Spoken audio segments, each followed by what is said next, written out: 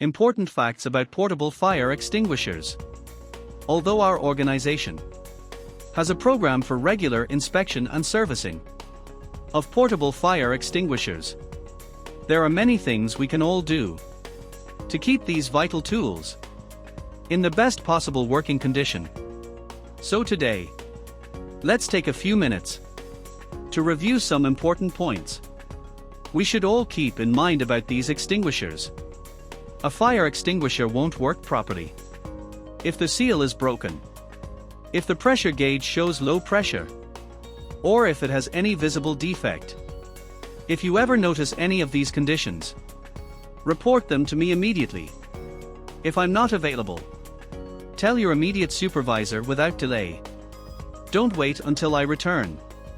Portable fire extinguishers must be kept fully charged and in their designated locations. Be placed in accessible, high-traffic areas. Never be blocked or obstructed by objects.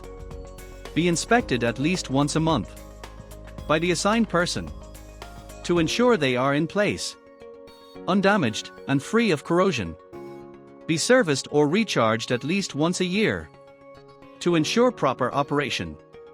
A maintenance or recharge tag must be attached to the extinguisher, showing the service date and the initials or signature of the person who performed it. Be hydrostatically tested when needed by calling an authorized fire equipment service agency.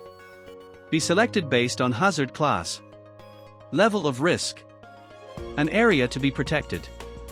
Be placed no more than 25 meters apart for Class A extinguishers, or 17 meters for Class B extinguishers used for local protection, unless conditions are extremely hazardous.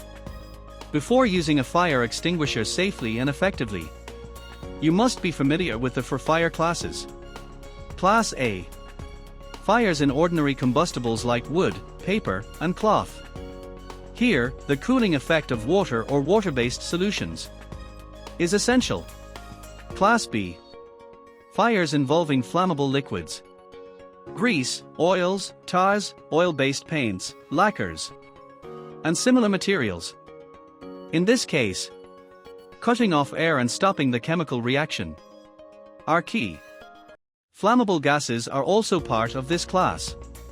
Class C: fires in or near electrical equipment, where using a non-conductive extinguishing agent is critical. The burning material may still be Class A or B in nature. Class D: fires in combustible metals, like magnesium, lithium, and sodium. These require special extinguishing agents and techniques. Every portable extinguisher must have an identification label. It should clearly state the fire class it can fight, operation instructions, service instructions. It must also show the symbol or name of a recognized testing organization to prove the extinguisher has been approved. If you ever find a fire extinguisher without an approval label, tell me immediately, or report it to your supervisor if I'm not present. The information on these labels is essential for learning how to use the extinguisher properly. Each of you should understand the key details about the extinguishing agents used in your work area. Never block fire extinguishers with tools, equipment, or materials. Location signs must always be clear and visible. A good way to prevent people from placing things in front of extinguishers is to mark the floor area directly beneath them. And finally, even if it sounds obvious, everyone must know where the nearest extinguisher is located in your immediate work area.